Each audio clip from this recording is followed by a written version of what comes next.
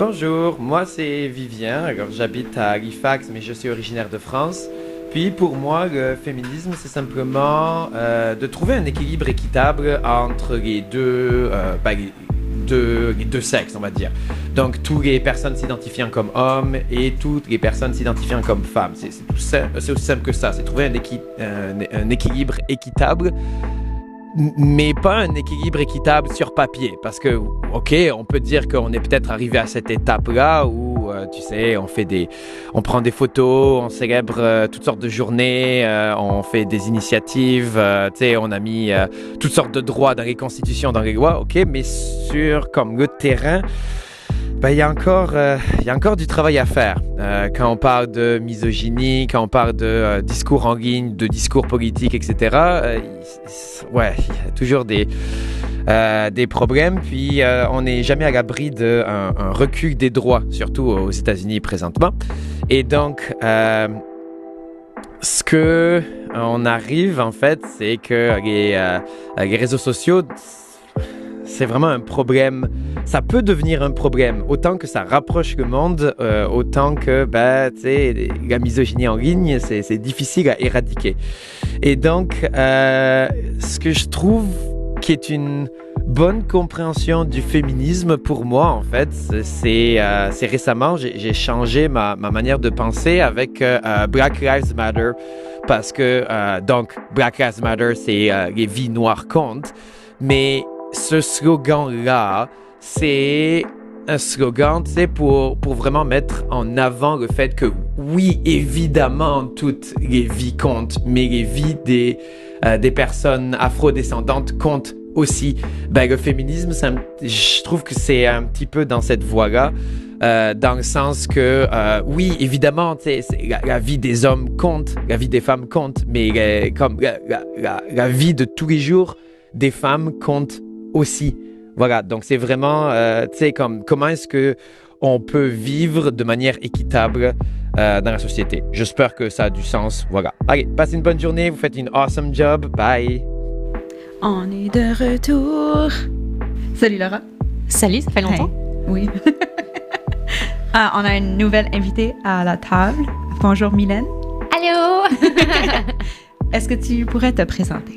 Oui, je m'appelle Mylène Thériault. Je suis originaire d'une petite ville au nord du Nouveau-Brunswick.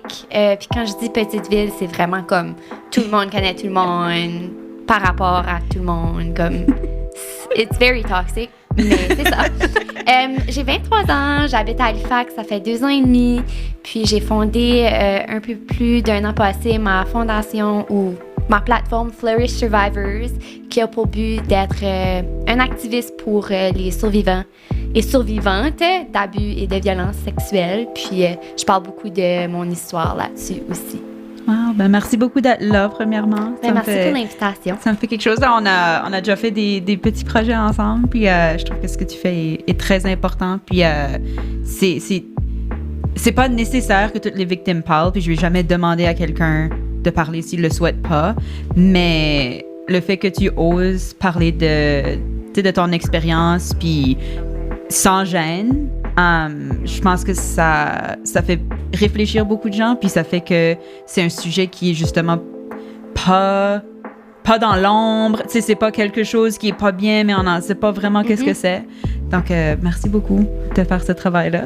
Merci. Je fais ça beaucoup. J'explique comme aux gens, comme quand j'ai commencé ça, c'était vraiment pas pour comme avoir comme du pitié ou comme chercher de l'attention. Puis souvent, t'as la peur. En tant que victime ou survivant, tu sais, t'as la peur de comme pas te faire croire, mais j'ai tellement reçu de positif de ça. J'ai des femmes qui m'envoient des messages encore à chaque semaine de leurs histoires, qui ont jamais parlé à personne de leurs histoires par peur de pas se faire croire. Puis je m'ai déjà fait demander, tu sais, ça devient-tu heavy? D'entendre les histoires des autres, puis non, c'est comme ça m'apporte comme pas de la satisfaction de savoir que comme il y a tellement de comme victimes ou de survivants, mais comme c'est beau de voir que comme ce que je fais, c'est comme ça apporte un impact, puis comme juste c'est ça. T'amènes c'est ça, de la lumière où il y a de l'ombre, puis que je me demande au niveau des personnes qui te contactent, est-ce qu'il y a une démographique qui se démarquent? Est-ce qu'il y a des âges qui reviennent ou est-ce que c'est un peu tout le monde? Un peu tout. J'ai surtout comme des filles qui sont au secondaire, Wow. des teenagers, mais j'ai eu comme des femmes dans leur cinquantaine, soixantaine, qui m'ont approchée, puis qui, elles autres, ils ont vécu comme dans plusieurs relations. Wow. Puis parce que eux, comme dans leur génération, c'était pas parlé. Puis, tu sais, comme même dans mon expérience personnelle, tu sais, quand j'ai vécu de l'abus sexuel, j'avais 16 ans. Mhm. Puis c'était un homme de 19 ans, dans le fond. Puis c'est ça qui se passe. Ces gars-là, ils prennent en avantage des filles qui n'ont jamais eu de vécu. Oui. Fait que tu peux pas vraiment différencier ce qui se passe. C'est pas correct. Puis, tu sais, ça va dans l'éducation. Genre, nos cours d'FPS à l'école, on apprenait comment mettre des condoms sur des morceaux de bois. Comme, tu sais, comme t'apprends pas du consentement. Tu sais, puis c'est ça, l'abus sexuel, c'est, OK, une fille qui est à un party, puis elle a trop bu, Yep. elle se fait prendre en avantage. Comme, on dirait que c'est tellement tabou, puis c'est tellement flou que, comme, il faut encore aujourd'hui avoir du changement parce que ça se passe encore aujourd'hui. Oui. Yeah. Beaucoup. Est-ce que dans les messages que tu reçois ou dans les réflexions que tu vois, est-ce que tu trouves qu'il y a encore vraiment ce focus sur la victime que, oui, mais t'aurais peut-être pas dû lui parler. Ah oui, mais t'aurais peut-être pas dû aller à ce party. Ah, t'aurais peut-être pas dû porter cette jupe qui était trop courte. À 100%. 110%, comme c'est vraiment comme la fille ou la femme qui est blâmée. Comme, surtout d'une situation quand tu vis comme, tu sais, t'es dans un couple, Yeah. ben c'est blâmé sur la femme, tu sais, comme pourquoi t'es pas partie avant. Mhm. Mais c'est parce que t'es vulnérable, comme tu sais même pas, comme, tu sais pas. Puis moi, surtout dans ma situation, comme, je voulais pas faire paraître lui mal. Mhm. Ça fait que tu vas pas parler de ça à ton entourage. Tu veux que... Surtout dans une petite ville. Oui, c'est ça. C'est ça. C'est ça, puis Tellement de comme... Yeah. Parce que j'ai filmé un épisode avec TVA. Oui. C'est une émission où Ouais, une équipe te suit pendant une journée, c'est ça? Ouais, c'est ça. Ça a été filmé pendant 2 jours, dans le fond. Puis eux, c'est comme un genre de mini-documentaire, là, série documentaire. Ça s'appelle 180. OK. Puis ils suivent la vie de quelqu'un qui a fait littéralement un 180. Fait que OK. moi, c'est ça, comme j'ai comme réalisé, genre, ça a pris 6 ans Wow. à réaliser que comme ce que j'ai vécu, c'était de l'abus sexuel. Puis c'est ça, j'ai clairement juste décidé de sortir de ma mentalité de victime, puis Oui. tu sais, transformer ça à survivant. Puis moi, comme ma définition de comme survivant, c'est que t'en veux plus à ton agresseur. Comme moi, je veux plus rien savoir de mon agresseur. Je veux pas aller en cours après, comme, tu sais, mais ça reste que comme mon agresseur, tu sais, il me bloquait de partout. Il est conscient que c'est lui, malgré que j'ai jamais dit son nom, pis tout ça. Le monde de par chez nous, ils savent c'est qui parce que c'était mon premier chum sérieux. Comme, tu sais, ils sont conscients de ça, mais ça démontre beaucoup. Oh yeah. Ça parle fort. Tu sais, Wow. puis c'est comme... J'ai pas besoin de apology ou rien, mais ça reste que comme... C'est ça la différence, la plus grosse différence entre victime. Est-ce que dans ta... Excuse-moi, je t'ai coupé. Ouais. Mais dans ta communauté, est-ce que tu penses que ton ex, il sent les répercussions de J'ai tout ça? aucune idée. J'ai aucune idée, comme... Puis c'est ça, une petite ville, fait il y a beaucoup de sa famille, tu sais, qui sont en lien avec des amis de ma famille, puis là, c'est comme... Ça se parle dessus, j'ai aucune idée. OK. J'ai vraiment aucune idée, puis, tu sais... Mais il y a des personnes comme lui, il y a sa ex avant moi qui était avec. Quand que mon épisode est sorti, elle m'a envoyé un message puis elle était comme, c'est-tu lui? Parce que je t'entendais parler de certaines choses. Parce qu'il était très comme, il m'a jamais comme violé physiquement, mais comme, tu sais, il a donné des coups de poing dans les murs, comme quand je disais non puis je pleurais. Comme c'était comme des coups de poing sur le lit. Puis c'est comme, tu sais, ça aurait pu éventuellement comme... de la violence physique. Mais tu sais, elle m'entendait parler j'avais un échange avec une de mes amies, puis elle l'a reconnu directement. Wow. Elle était comme, tu sais, t'as pas besoin de me dire, mais j'étais comme, girl, là, comme, t'as vécu comme c'est le même homme. Ça fait que c'est, ouais. Wow. Ouais, ça peut devenir lourd, comme, même quand que ma mère, elle a vu l'émission, elle a comme appris certaines choses, puis comme, elle ressentait du guilt. Parce qu'elle a dit, tu sais, Mylène, comme, ce gars-là, c'est le premier gars que tu sais, on t'a donné la permission de découcher. Puis j'ai dit, comme, il y a rien que t'aurais pu faire. Ben non, Je savais non. même pas Non, moi-même. Tu sais, c'est Oui. ça. C'est une grande ligne, Ouais. c'est tabou. T'as dit que ça a pris 6 ans pour réaliser que t'avais vécu de l'abus sexuel. C'est quoi le... rapidement, là, parce que Ouais. c'est assez long, mais c'est quoi le déclic qui a vraiment fait que tu t'es dit « Oh my God, c'est ça que j'ai vécu ». Ouais, so, comme l'été passé, so, I was a realtor for 2 years à Halifax. Puis, quand tu es un realtor, comme ton nom, ton numéro de téléphone, ta photo est comme publiée partout. Yeah. Puis, il y a un homme qui a commencé à m'appeler sur No Caller ID comme pendant plusieurs semaines. Puis, quand c'est sur No Caller ID, tu peux pas bloquer, la police peut pas rien faire. Puis, comme Puis c'est complètement anonyme. complètement anonyme. Puis, mais il était anglophone, mais comme il savait comment dire mon nom, comme du monde. Puis, comme ce que j'ai appris depuis que j'étais à Halifax, les anglophones ne savent pas comment dire mon nom. Ils disent Mylene, Milan, comme. Mais lui, il savait c'était Mylène, il savait ce que je faisais dans la vie. Il me disait tout le temps comme, ben, tu sais, je t'ai croisé à cet endroit-là. Puis, Oh my God. c'était super, super creepy. Puis, Oui. c'est ça. j'ai commencé à être vraiment paranoïde parce que j'étais comme. Tu sais, comme. C'est qui? il Qu'est-ce me qui va se stalk passer? dessus, Ouais. comme- Puis, c'est ça, ça faisait comme 2-3 semaines que c'était comme quasiment à chaque jour. Puis dans ce temps-là, je répondais au No Caller ID parce que j'étais comme, c'est de la business. Ouais. c'est comme... Puis tu venais de commencer d'être agent Exactement. immobilière, donc tu Ouais. veux avoir ses clients. hein? Exactement. Puis c'est ça, cette fois-là, après comme quelques semaines, j'ai répondu, puis il était en train de se toucher sexuellement. Wow. Puis il était comme, parle-moi, dans le temps que... Puis Ah. on dirait, ouais, c'était Wow. vraiment comme, puis ça, Quand même. ça a juste tout déclenché. Wow. Je m'ai mis à pleurer, comme je me comprenais pas, c'était vraiment la panique. Pendant comme 12 heures, j'ai pas pu arrêter de pleurer. Wow. Puis c'est là que j'ai été chercher de l'aide psychologique. Puis c'est comme juste de là que ça a comme commencé. Mais ça a été tellement comme un beau déclic parce que j'ai réalisé tellement de choses. Hmm. Parce que for so long, en tant que femme, comme moi, le sexe, c'était comme... Ugh. On dirait Ouais. que j'étais comme... C'est dégueulasse. Puis on dirait en tant que femme, ça t'enlève quelque chose. Aussi, tu te trouves pas sexy. Tu sais, Ouais, comme, ouais, c'est ouais. comme... Surtout jeune femme, Ouais. tu sais, socialement aussi, là, t'es censée C'est avoir des normalisé. désirs, puis Oui, etc. C'est ça. C'est Ouais. normalisé d'avoir comme des one-night stands. Yeah, tout yeah, ça, yeah. mais moi, j'ai jamais été comme ça. Fait que pour longtemps, je me sentais pas normale, mais comme j'étais normale dans le fond parce que ce qui m'est arrivé était pas normal. Yeah. C'est ça. Fait que c'était comme un gros comme Wow. cheminement à faire, mais mon healing, ça a été de parler à d'autres survivantes. C'est vraiment ça une grosse partie du healing. Wow. Oui, je pense vraiment de sentir qu'on fait partie d'une communauté, qu'on n'est pas seul.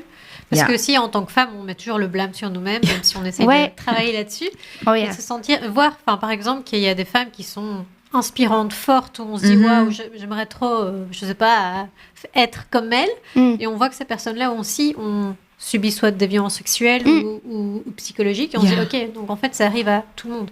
Ouais. Et ouais. Ouais, puis souvent, c'est ça, comme sur ma plateforme, je partage comme des diary entries parce que j'ai mes journées, dans le fond. Puis dans la dernière année, j'ai tellement eu de triggers que Ah, comme ouais. juste des choses même pas rapport au sexe, genre. Mhm. Je peux avoir un trigger de comme, par exemple, la première fois que j'ai été par chez nous après avoir comme sorti avec mon histoire, ça a été l'anxiété totale, l'insomnie parce que de peur que je croise mon agresseur ou que comme je croise des gens que je connaisse puis qui m'accusent de comme mentir ou peu importe. Juste comme des triggers comme, on dirait comme, c'est ça, ils se développent à chaque jour puis quand ça arrive, ben, faut juste vivre Ouais, c'est ça. tes émotions, puis c'est ça. Mais ça peut être physique, comme le physique, ben j'ai beaucoup de douleurs aussi. Ok. Fait que, tu sais, je vais voir une physio, puis elle m'aide avec ça pour le plancher pelvien, Wow. qui est pas aussi parlé. Comme une physio qui aide avec le plancher pelvien, elle aide beaucoup comme des femmes enceintes qui ont accouché, mais beaucoup de victimes d'abus sexuels aussi, parce que ton plancher pelvien est comme overactive, OK. comme danger. OK. Toujours.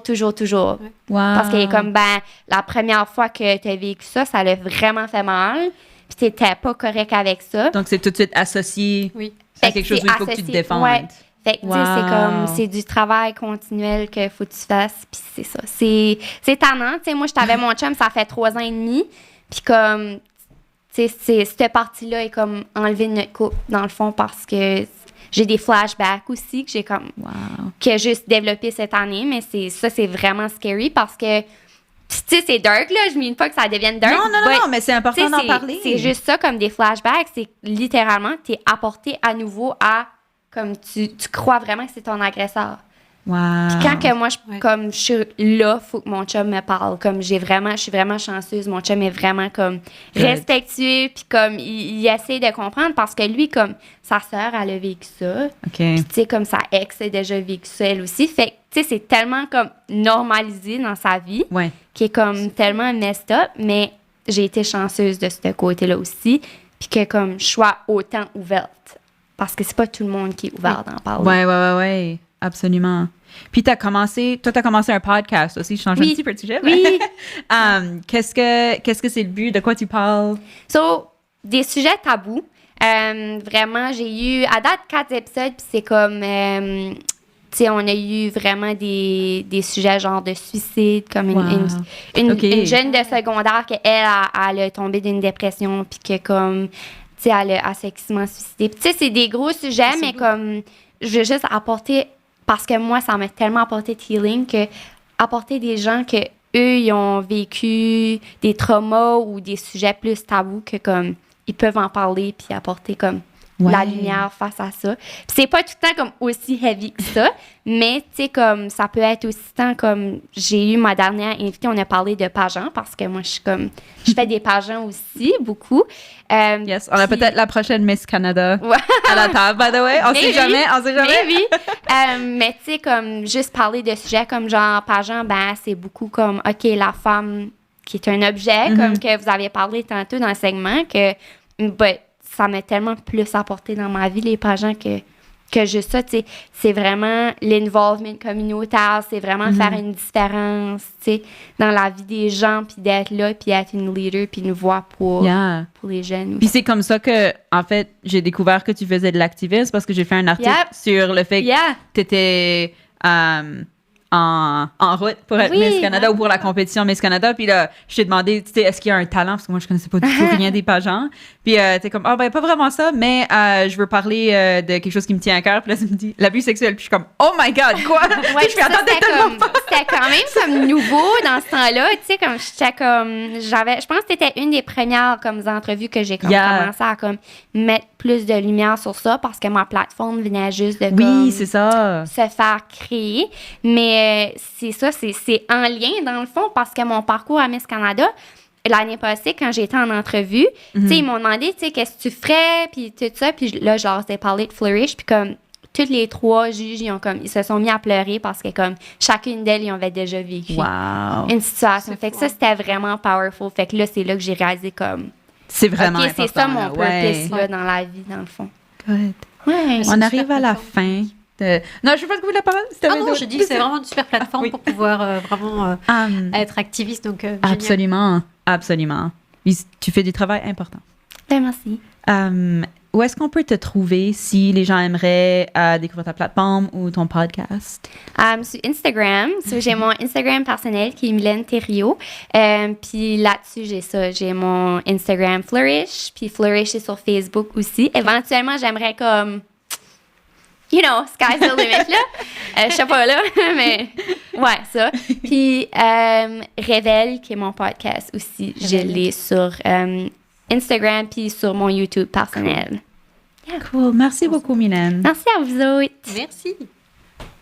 On va avoir une autre invitée, mais avant, j'ai un petit témoignage à vous partager.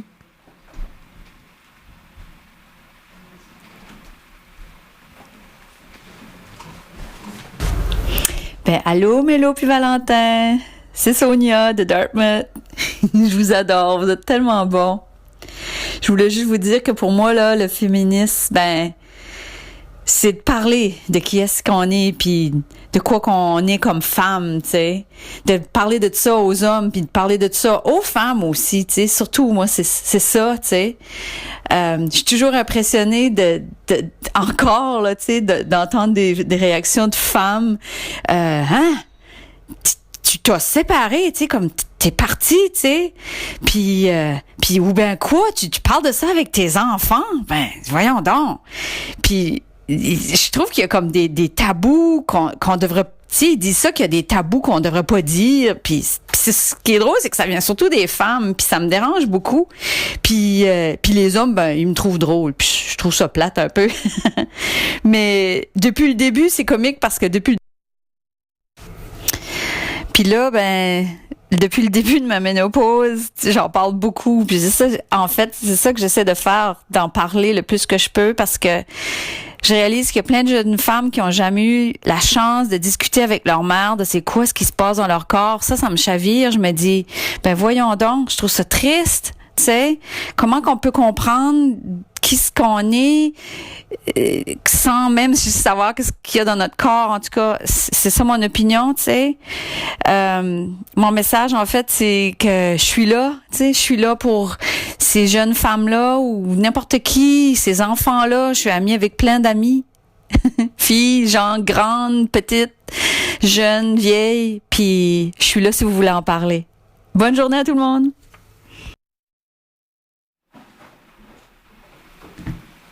On est back. Hey.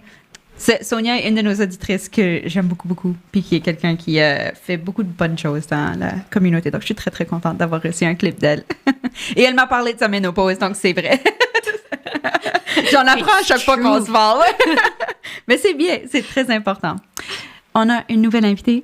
On a notre dernière invitée, mais c'est best for last. Et on a toutes les deux un très, très beau chandail. Bonjour Claire. Allô. Est-ce que tu pourrais te présenter? Oui, je m'appelle Claire Gabriot. Je suis originaire de la France, puis je suis à Halifax depuis 2019. Et le féminisme, c'est quelque chose que, comme Laura, quelque chose à laquelle je suis sensible depuis longtemps. Et puis il se trouve que en 2019, j'ai commencé à travailler pour la Fédération des femmes acadiennes de la Nouvelle-Écosse. Donc je parle féminisme assez régulièrement. Et si jamais il y en a qui nous regardent sur YouTube et qui nous voient avec nos beaux chandails qui disent « L'avenir est équitable », c'est disponible sur ffane.ca. Je ne me fais absolument pas d'argent là-dessus. Je fais du bénévolat pour l'organisme, mais c'est très cool et avoir comment je peux dire, du matériel féministe en français et qui est beau, que c'est... Des fois, on n'a pas toujours les plus belles choses avec les organismes à but non lucratif ou les plus beaux designs. Je dis ça avec amour, OK, là, mais tu sais. Donc, c'est pas toujours disponible. Alors, c'est quelque chose que si ça vous intéresse, c'est disponible. Voilà. Puis les profits vont servir à faire avancer justement les projets de la Fédération des femmes. Donc, ça supporte une cause, une bonne cause. Regarde, double whammy. T'as un beau vêtement et t'as de le féminisme. Comme, il n'y a rien de mal. Claire, qu'est-ce que c'était le sujet qui te tenait à cœur dont tu aimerais parler aujourd'hui? Aujourd'hui, j'aimerais parler d'intersectionnalité. Puis c'est intéressant parce que tous les témoignages qu'on a entendus, comme Nathalie, Vivien, ça touchait un petit peu à ça. Donc, je trouve que c'est des belles introductions pour ce concept. Yes, thank you. Je suis très contente d'avoir reçu ces clips audio. Je remercie tout le monde qui en a envoyé. Dans ton travail, c'est quoi les intersections où tu trouves que où on devrait plus travailler? Je vais dire comme ça. Ouais, il y en a beaucoup. Oui. C'est ça. Parce que je sais pas si tout le monde est familier avec le concept, mais l'intersectionnalité, c'est l'idée que les groupes sont pas homogènes. Donc, quand on va dire les femmes, à l'intérieur du groupe des femmes, il y a des sous-groupes. Et puis, il y a des femmes qui ont différents facteurs identitaires qui font qu'elles sont à la croisée des oppressions. Donc, je pense principalement à la couleur de peau, les femmes en situation de handicap, l'âge aussi est un facteur. Après, il y a d'autres facteurs, la religion, le revenu, la classe sociale, etc. Et puis, je dirais, le facteur qui serait, pas le plus important, mais comme le fait, vraiment, ce qui concerne la couleur de peau, l'ethnicité, c'est vraiment, on se rend compte que, par exemple, aujourd'hui, tu l'as dit au début, en termes d'équité salariale, par exemple, les femmes, je pense, en général, vont gagner 89 cents quand un homme va gagner $1. Mais si c'est des femmes qui sont racisées, ça tombe à 59% du revenu, tu me disais? Oui, c'est ça. Ouais. Donc, c'est vraiment une grosse différence, alors que ces personnes-là, elles sont juste d'une minorité visible. Absolument. C'est comme...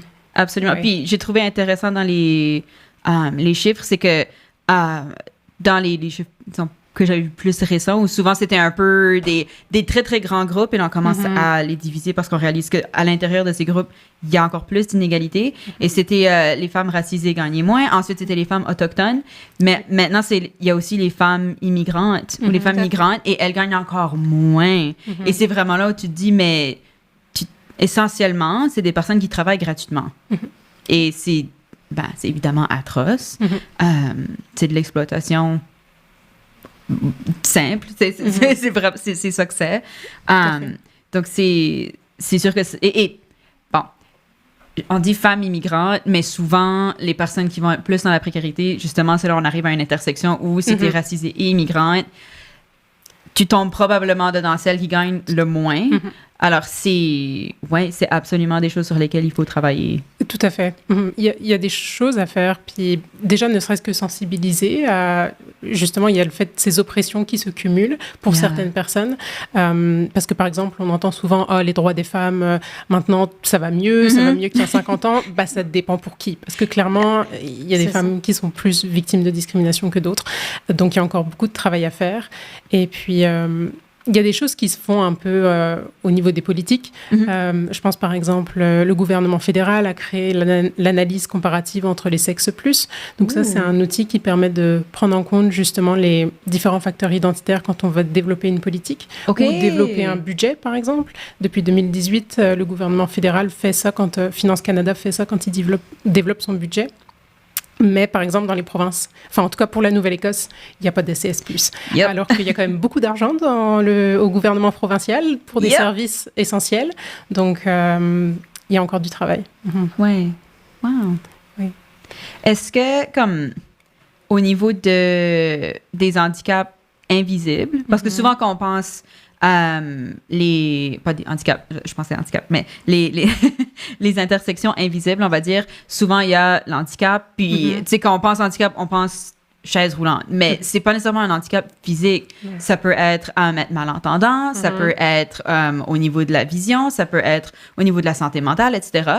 Et est-ce que tu vois des changements à ce niveau-là, ou est-ce que c'est encore vraiment un endroit où il faut continuer à gratter pour... avoir un petit peu de visibilité. Oui, bien sûr. Tous les enjeux, comme tu disais, de santé mentale aussi, bien sûr, avec la COVID, la pandémie, il y a plus de conscience qu'il y a un besoin aussi de fournir des services en termes de santé mentale. Mais c'est certain qu'il y a tellement de facteurs à prendre en compte, puis qui font que chaque femme a une expérience différente, chaque femme a une expérience unique et vit des discriminations qui sont uniques. Donc, on ne peut pas non plus... La comparaison est difficile, mais il faut la faire et il faut continuer d'avancer. Absolument. Oui, on voit par exemple, déjà avec la crise de la santé, en ce moment, on se dit...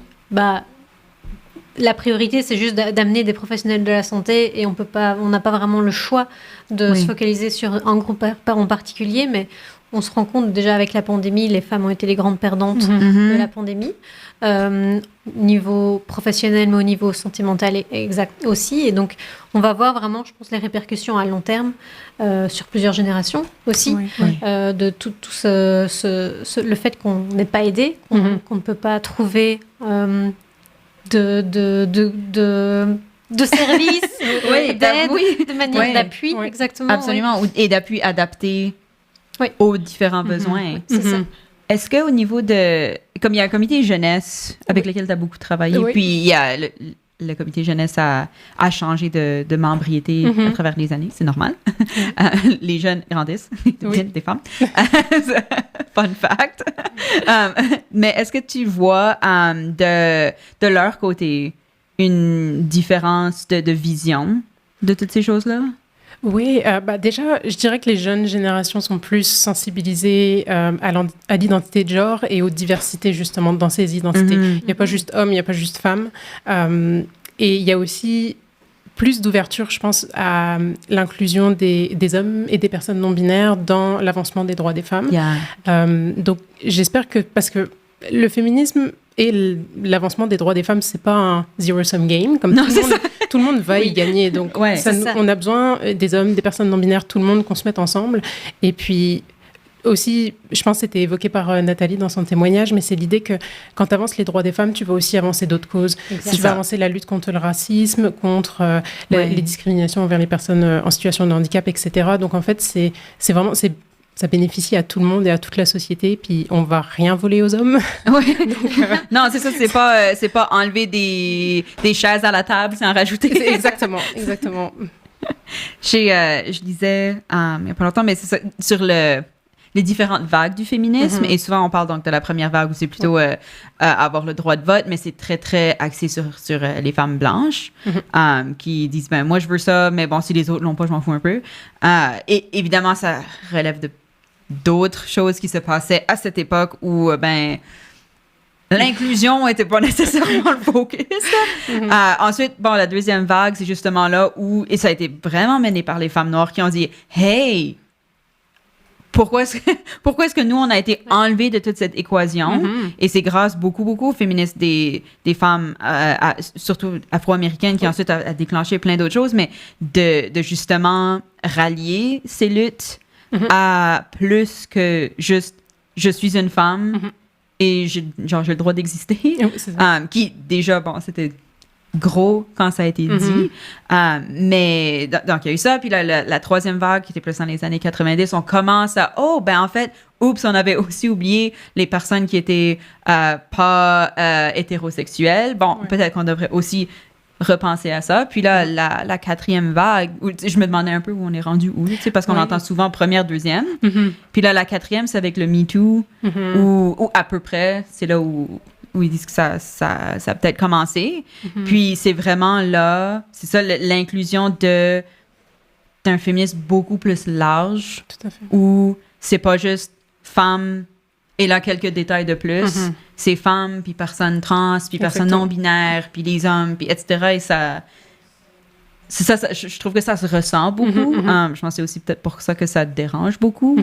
Parce que c'est là où on dit, en fait, c'est bon pour tout le monde, mais pas tout le monde a envie de se faire mettre une étiquette dessus. Tout à fait.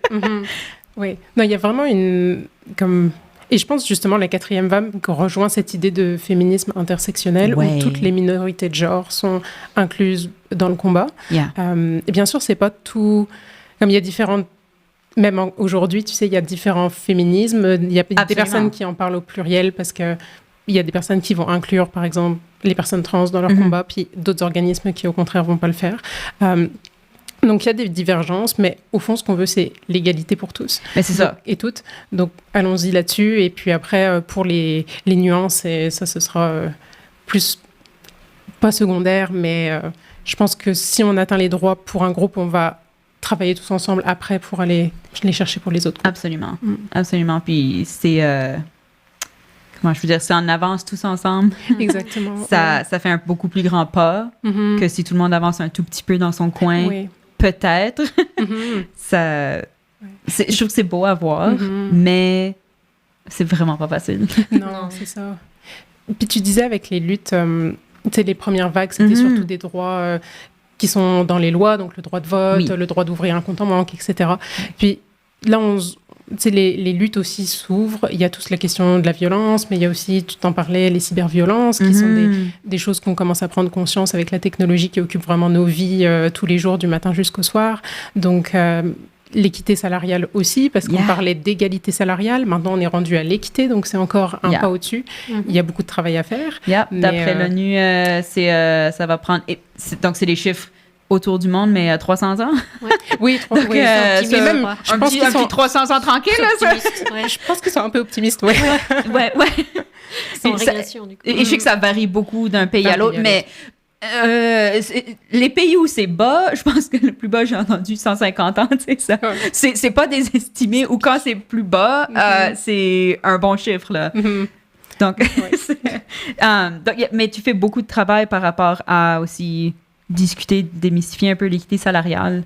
Oui, tout à fait. C'est en fait, à travers mon travail, c'est un thème qu'on reprend à chaque année pour la Journée internationale des femmes. Donc, c'est un peu le clou qu'on enfonce avec notre marteau. Là, on essaie de... Mais en fait, le défi, c'est que l'égalité salariale, c'est un travail identique va être payé de la même manière. Donc, on a un homme mécanicien, une femme mécanicienne, ils seront payés pareil. L'équité salariale, c'est un travail de valeur égale, enfin un salaire pour un travail de valeur égale. Donc là, il faut que tu arrives à comparer une mécanicienne avec un pompier. Enfin, bon, l'exemple est mal fait, mais tu compares des jobs et essayer de voir leur valeur. Puis malheureusement, ça commence un petit peu dans le public et dans les institutions qui gravitent autour du public. Mais pour le privé, il y a très peu de lois et c'est là-dessus qu'il faut beaucoup travailler. Et d'ailleurs, pour les personnes qui sont intéressées, il y a vraiment...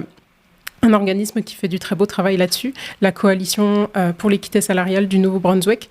Elles sont vraiment spécialisées et elles ne sont pas beaucoup au Canada à travailler vraiment, à être des expertes sur ce sujet. Donc, on apprend beaucoup avec elles. Je trouve ça intéressant parce que j'écoutais un podcast, Les couilles sur la table. Yes. Mon podcast préféré. Et avec contrôle Z, évidemment. Bien sûr, évidemment. Et donc, ils expliquaient que c'était vraiment difficile de mesurer, et je serais intéressée de savoir comment la coalition fait, de mesurer les compétences ou les résultats égalitaires, vu qu'on part toujours par le prisme du stéréotype. Et, par exemple, ils expliquaient qu'ils montraient une vidéo d'un magicien qui faisait des tours de magie. Et ils ne se rendent pas compte, parce qu'ils ont plus ou moins les mêmes mains, qu'il y a une magicienne aussi qui fait les tours de magie. Donc, ils ne voient pas du tout... si c'est une femme ou un homme qui fait le tour de magie. Et il demande, est-ce que vous pouvez noter si ce tour de magie est bon ou pas? Et on dit, voilà, le magicien s'appelle Nicolas, est-ce que son tour de magie est bon? Tout le monde, ils sont, ouais, il est très bon. Puis c'est la magicienne Francine, par exemple, va faire le tour de magie, c'est exactement la même vidéo. Peu importe que ce soit un homme ou une femme qui le fait, ils vont se dire, ça aurait pu être mieux fait. Donc il y a toujours un peu ce stéréotype et cette manque d'objectivité sur... Tout à fait. Je me souviens de cet épisode, ça m'a genre un peu traumatisée là où je suis en train de conduire en écoutant comme quoi? Qu'est-ce que c'est que ça? Plus qu'il y a vraiment des emplois en fait qui sont associés aux femmes et à des valeurs féminines. Enfin, par exemple, tout ce qui est dans la petite enfance, on associe ça aux femmes, puis on va dire c'est pas risqué, c'est pas demandant comme emploi, c'est pas exigeant. C'est ça, donc on va pas les payer. Après 12 enfants pendant toute une journée. Exactement. On va pas bien les payer. Alors que si c'est par exemple des machinistes qui vont être principalement des hommes, là on va dire c'est technique, etc. Mais on va bien les payer. Puis après ça, on a une pénurie de personnes qui travaillent dans la petite enfance et on se demande pourquoi. C'est parce que c'est mal payé, c'est hyper demandant. Vu qu'il y a une pénurie, on en demande encore plus aux personnes qui sont là. Et c'est comme n'importe quel autre emploi, tu n'aurais pas envie de rester si on te demande 15 fois plus de travail pour une paye et un emploi qui est franchement pas respecté. Qui évidemment devrait l'être et qui est primordial à une société où, je sais pas, les enfants grandissent et apprennent. Par exemple. Ce qui est un petit peu important. En plus de, tu sais, les femmes peuvent aller au travail, elles ont un endroit où leurs enfants peuvent rester, et etc. On parle d'une société.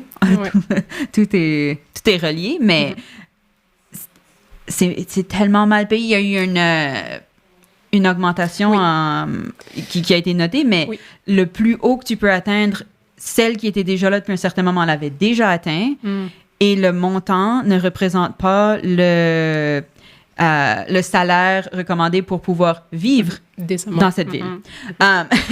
Donc, c'est là où tu dis « great ». C'est énorme comme changement, oui, mais un changement qui est tellement de base que tu payes des gens correctement pour survivre, c'est quand même pas assez, clairement. Non, il y a encore beaucoup à faire et puis tout avance lentement. Des fois, c'est un petit peu frustrant parce que je sais que là, pour le domaine de la petite enfance, il y a encore des choses qui s'en viennent parce qu'il y a une entente avec le fédéral, donc ça va bouger, mais tout ça prend des années, donc c'est frustrant. Absolument. Puis ça a des répercussions instantanées parce que les enfants, ils sont là.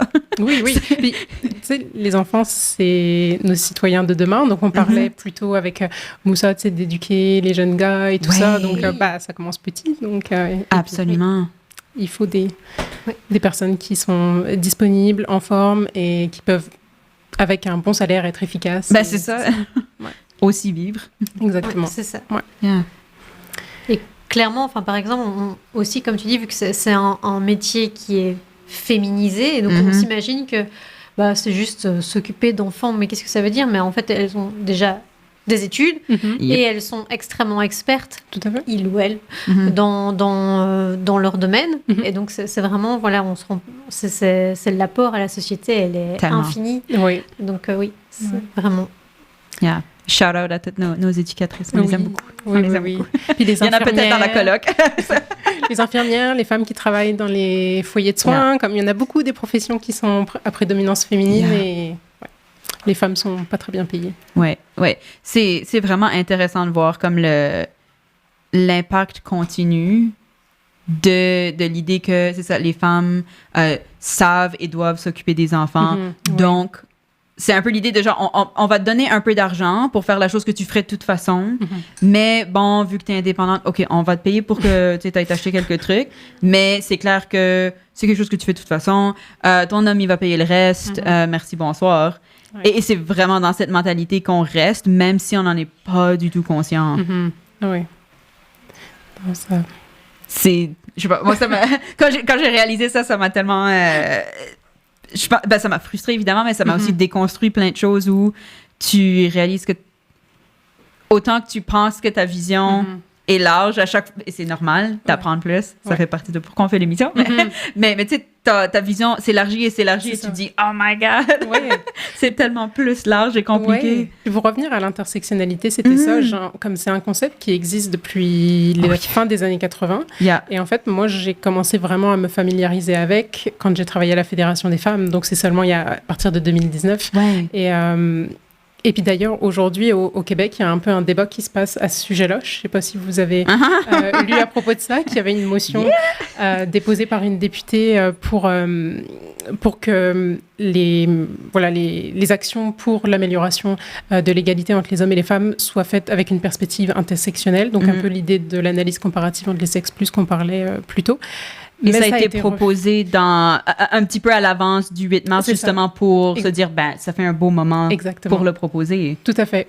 Le gouvernement a dit non parce que ça ne correspond pas à leur vision du féminisme. Et puis, je trouve que c'est tellement frustrant quand des partis se réapproprient des concepts comme l'intersectionnalité. Il y a des études, comme on l'a dit, il y a des chiffres qui montrent qu'il y a des discriminations qui sont vécues différemment entre les femmes. C'est comme si, je sais pas, il faisait moins 10 dehors, il neige, et quelqu'un vient me voir et te dit « Ah ben non, c'est pas ma vision de la température, en fait, il fait 15 degrés. » C'est un fait. Oui, c'est ça. Donc, c'est vraiment frustrant qu'il y ait un débat politique autour de ce concept-là, alors qu'il ne devrait pas y en avoir. Non, mais absolument. Et si je me trompe pas, c'est la ministre de la condition féminine au Québec, ou à peu près ce titre-là, je sais plus exactement son titre, qui est celle qui a dit « ça fait pas partie de notre vision ». Et t'es là genre « c'est quoi ta job? Peux-tu m'expliquer ta vision? Parce que ça fait un peu peur. » Mais oui, là, t'as tous les groupes féministes qui essayent de dire « non, mais c'est méga problématique ce que vous faites, ce que vous dites, parce que vous manquez le bateau. » Exactement. Puis le féminisme intersectionnel, ça fait aussi avancer l'inclusion, parce que justement, on va accueillir les personnes trans, les personnes non-binaires. Donc, c'est vraiment limiter les actions que le gouvernement va prendre par rapport à l'inégalité des genres, en fait. Donc, c'est... Guys, do better, s'il vous plaît. Don't be a dick. Voilà, don't be a dick. Quote de Moussa. Je vais être déçue d'être passée. Genre, c'est ça qu'ils se souviennent de moi. Claire, c'est quoi ta définition du... Ou c'est quoi le féminisme pour... Pas ta définition. Pardon, ça c'est un peu intense. Pour toi, c'est quoi ton féminisme? Mon féminisme, c'est l'avancement de l'égalité entre les genres, et ça inclut tous les genres qui existent. Et le but, c'est, comme je disais, vraiment l'idée que c'est pas quelque chose qui va voler des privilèges à une autre classe, c'est juste partager ses privilèges à tout le monde, et puis que tout le monde ait les mêmes opportunités dès le départ. Donc, c'est ça. Ouais. Ça me semble intersectionnel, ça. J'essaye. Puis, Laura, j'ai une autre question pour toi. Oui. Je t'ai prévenue, là, je tombe pas hors de nulle part. Je veux plus Let's faire go! Donc, comme le nom de l'émission, CTRL-Z. Donc, quand on appuie sur un clavier d'ordinateur pour effacer afin de mieux refaire, sur quoi est-ce que toi t'appuierais CTRL-Z? Je dirais que je mettrais CTRL-Z sur le fait que comment dire, l'obligation aux hommes d'être virils et de devoir se conformer à un certain type d'homme qui se veut être l'opposé d'une femme, qui se veut être prouver absolument qu'on est hétérosexuel et pas homosexuel. Et c'est tellement toxique dans leur vie de manière générale et ça a des répercussions sur la vie de tous et de toutes. Et donc si je pouvais mettre CTRL-Z sur ce concept de virilité. Automatique. CTRL-Z. Nice. Merci énormément à vous deux, puis à toutes et tous nos invités aujourd'hui. Je pense que c'est... On le voit et on le sent et les statistiques le montrent aussi que le féminisme est encore nécessaire et clairement pas uniquement pour les femmes. Faut arrêter de se renfermer dans cette boîte-là, mais que les espaces, autant numériques que physiques, restent dangereux, restent de plus en plus machistes. On le voit avec les répercussions, on en parle souvent, on le mentionne régulièrement, mais de Andrew Tate ou des personnages comme ça qui arrivent à attirer beaucoup de jeunes hommes, à leur dire quelque chose de simple. C'est comme ça que tu es un homme, point à la ligne. C'est comme ça qu'une femme fonctionne, point à la ligne. Le reste, ça n'existe pas. Et c'est sûr que c'est rassurant d'avoir des messages aussi simples, parce que la vie, elle est compliquée. Mais justement, puisque la vie, elle est compliquée, recevoir des messages simples, faut un peu s'en méfier. Et je pense qu'aujourd'hui, on a un peu démystifié certaines choses, ou on a peut-être ouvert la conversation sur certains trucs. S'il y a des sujets dont on a parlé que vous aimeriez qu'on aille plus en profondeur dans d'autres épisodes, évidemment, envoyez-nous un message, laissez-nous le savoir. En attendant, et là, je dois faire le message qu'il faut qu'on fasse, mais on veut avoir on va avoir une intervenante, une journaliste qui est en Afrique, qui va nous faire des mises à jour sur les nouvelles, sur qu'est-ce qui se passe là-bas, afin qu'on ait une perspective. Justement, on ajoute un peu d'intersectionnalité à l'émission pour ne pas avoir seulement notre vision de qu'est-ce qui se passe ailleurs dans le monde. Donc, on a extrêmement hâte.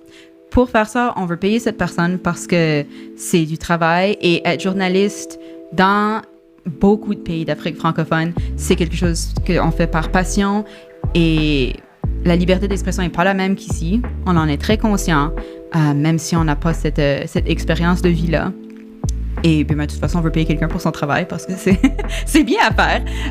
Donc, si jamais vous avez un compte Amazon Prime, vous pouvez sponsor une chaîne Twitch gratuitement. C'est une fois par mois, ça va vous dire que vous pouvez seulement le faire une fois. Vous pouvez le renouveler chaque mois. Et cet argent-là, on va l'utiliser pour payer cette personne. Pour l'instant, on vise pas d'être milliardaire, c'est pas notre but. Donc, si vous pouvez faire ça, merci beaucoup. Merci beaucoup d'avoir écouté. Et voilà, passez une merveilleuse journée.